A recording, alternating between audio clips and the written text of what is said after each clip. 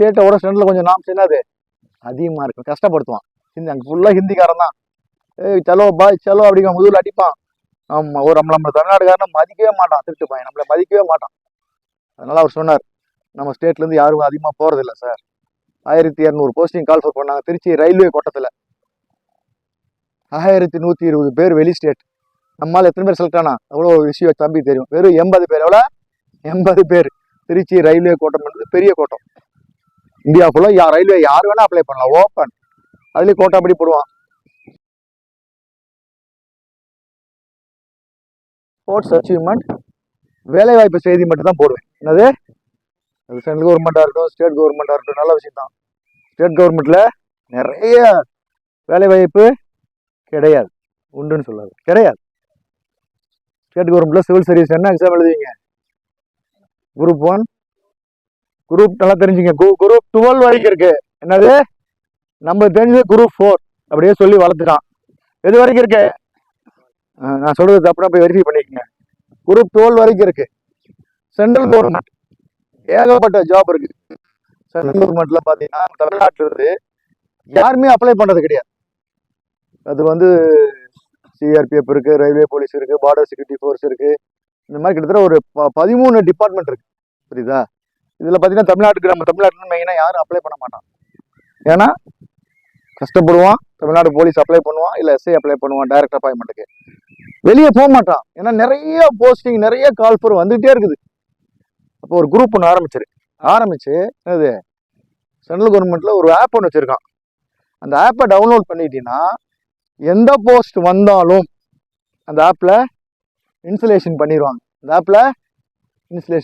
நீ யாரையும் நியூஸ் பேப்பரோ இல்ல டிவியோ இல்ல கூகுளோ போதவில்லை. அந்த ஆப்பை இன்ஸ்டலேஷன் பண்ணிட்டா என்னென்ன கால்ஃபர் வருதோ அது எல்லாமே அதுல இருக்கும். உனக்கு அது எதுல உனக்கு எலிஜிபிலிட்டி இருக்கு. சில இது பார்டர் செக்யூரிட்டி ஃபோர்ஸ்ல என்ன நம்ம எலிஜிபிலிட்டி 10th பாஸ் பண்ண போதும். என்னது? 10th இருந்தா போதும். கொஞ்சம் எக்ஸாம் வைப்பான். Fitness compulsory. Fitness test pass பண்ணி தான் ஆகணும். அப்புறம் எக்ஸாம் இருக்கும். நம்ம ஆளுங்க யாருமே அப்ளை பண்ணுறது கிடையாது. ஏகப்பட்ட வேலை வாய்ப்பு இருக்குது சென்ட்ரல் கவர்மெண்ட், கொட்டி கிடக்குது. நம்ம தான் தேடி போகணும். நம்மளுக்கு தேவைன்னா நம்ம தான் போய் ஒருத்தர்கிட்ட கேட்டு எனக்கு சொல்லி கொடு கேட்கணும். இல்லை உங்கள் ஊர்லேயோ யாராவது ஒருத்தர் சென்ட்ரல் கவர்மெண்ட்டில் சிஆர்பிஎஃப், ரயில்வே போலீஸு இதெல்லாம் பாஸ் பண்ணியிருப்பாங்க. போய் அவங்ககிட்ட நோட்ஸ் கேட்போம். புரியுதா? ஏன் முக்கியமான வார்த்தை சொல்கிறேன்னா, போலீஸ் லைன்னு ஒன்று இருக்கு. அடுத்து என்னது? மிகப்பெரிய அரசு நிறுவனமான வேலை வாய்ப்புகள் அதிகமான கொண்ட அடுத்த டிபார்ட்மெண்ட் எது? Very good, railways. அது ரயில்வேஸ். நம்ம திருச்சிக்காரு ஜம்மு காஷ்மீர்ல வேலை பார்த்தார். அவர் பேரு ஜெகன். ஜம்மு காஷ்மீர்ல வேலை பார்த்தாரு. இப்ப டிரான்ஸ்ஃபர் வாங்கிட்டு திருச்சி வந்துட்டார். அருமையான மனுஷன். எனக்கு ஒரு சந்தர்ப்பத்தில் பழக்க வழக்காச்சு. அவரும் எங்க ஜிஎஸ்சி குரூப் தான் இருக்கார்.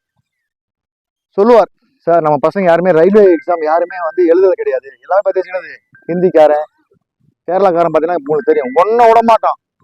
நீ 10 எக்ஸாம் எழுதுனா தான் கடவுள் ஒரு வாய்ப்பை கொடுப்பார். நல்லா தெரிஞ்சுக்கோ.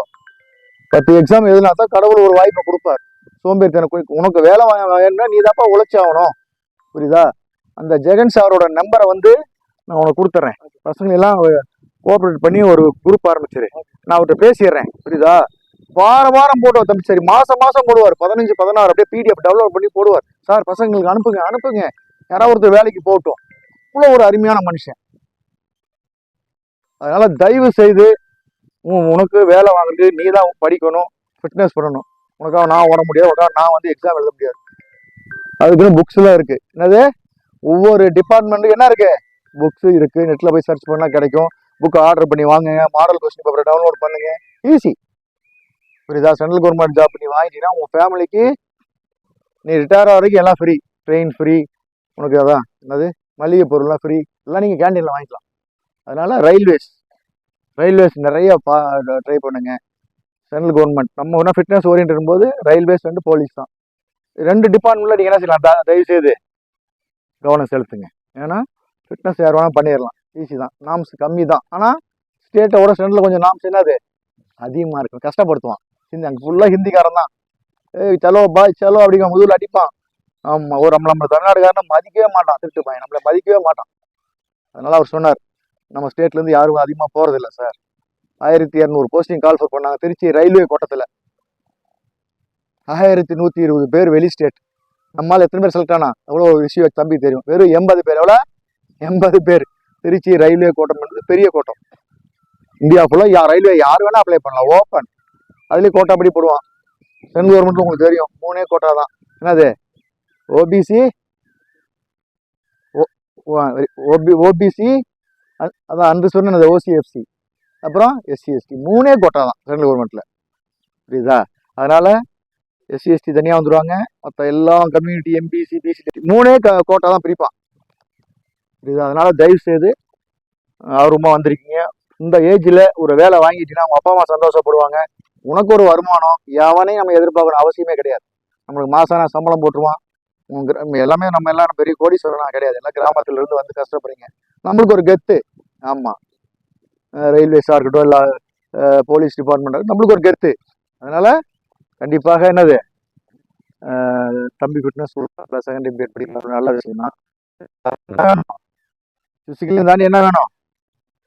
மென்டல் எபிலிட்டி வேணும். எதுக்கு மென்டல் எபிலிட்டி வேணும்? எக்ஸாம் எழுதுறது கண்டிப்பா அது வேணும். அது இல்லாமல் பாஸ் பண்ண முடியாது. எப்பயோ அதை வந்து நான் முழு கவனம் செலுத்துறேன். காலையில் கிரௌண்டு வரைக்கும் சாயந்தரம் கிரௌண்ட் வரைக்கும் சந்தோஷம். நான் பார்த்துக்கிட்டு தான் இருந்தேன், இல்லை நான் வாட்ச் பண்ணிட்டே இருப்பேன். ரொம்ப சந்தோஷம். ஏன்னா இந்த காலத்துல எல்லாருமே பார்த்தீங்கன்னா செல்லு அடிக்ட். நான் பார்த்தேன், யாரா இருந்தாலும் செல்லு தான். 2 மணி வரைக்கும் செல்லு பார்க்குறாங்க. அப்புறம் எப்படிங்க பாடி ரெக்கவர் ஆகும்? இது ஒரு உடல் தானே. இருமலையா இருக்கு. 9 to 10 மணிக்குள்ள படுத்துடணும். அப்பதான் பாடி ரெக்கவரி ஆகும். நாளைக்கு பாடி தயாராகும். நீ 2 மணி நேரம் 4 மணி நேரம் செல்லு கண்ணில் பார்த்தீங்கன்னா பாடி என்ன சிஸ்டம் ஃபெட்டிக் ஆயிரும். 2 மணிக்கு தூங்கிட்டு மெக்கானில் வந்து உன்னால ஆக்டிவிட்டிஸ் பண்ண முடியுமா? பிசிக்கல் சிஸ்டம் மனசு செய்யலான்னு ஆசைப்படும். பிசிக்கல் சிஸ்டம் ஒத்துழைக்காது. ஏன்டா எரும மாடு பிரெயின் சொல்லும், ஏன்டா எரும மாடு என்ன சித்தரவு பண்ற, நேரமா படுத்து தொலைடா. இது உண்மை. இப்படிதான் பிரெயின் சொல்லும், நேரமா படுத்து தொலைடா, நல்லா சாப்பிட்றா, கெட்ட பழக்கத்துக்கு ஈடுபடாதடா. அதனால நம்ம உடம்பு நம்ம தான் காப்பாற்றிக்கணும். சில பேர் சொல்லுவான், மாப்பிள்ளை ஜாலியாக என்ஜாய் பண்ணிட்டு சாவும் மாப்பிள்ளை, தண்ணி போடலாம் மாப்பிள்ளை அப்படி இப்படிங்க. அதெல்லாம் கெட்ட பழக்கத்தை எல்லாம் பாக்கெட்லேருந்து தூக்கி வெளியே வீசிடு. யார் சொன்னாலும், இப்போ எனக்கு ஒரு நல்ல விஷயம் சொன்னால் தம்பி சொன்னால் நான் ஏற்றுக்குவேன். நல்ல பழக்கத்தெல்லாம் பிடிச்சி பாக்கெட்டில் போட்டுருங்க. புரியுதா? அதனால உண்மையாலுமே சென்ட்ரல் கவர்மெண்ட்டு கால் ஃபார் வந்துகிட்டே இருக்கும். புரியுதா? நான் தம்பிகிட்ட சொல்லிடுறேன். அவர் ஜெகன் சார் பேருப்பா செகண்ட் எம்பிஎட். நான் நம்பர் கொடுத்துறேன். நீங்களாம் ஒரு குரூப்பில் ஜாயின் பண்ணிக்கங்க. ஓகேப்பா, ஆல் தி பெஸ்ட். ஓகே ஓகேப்பா.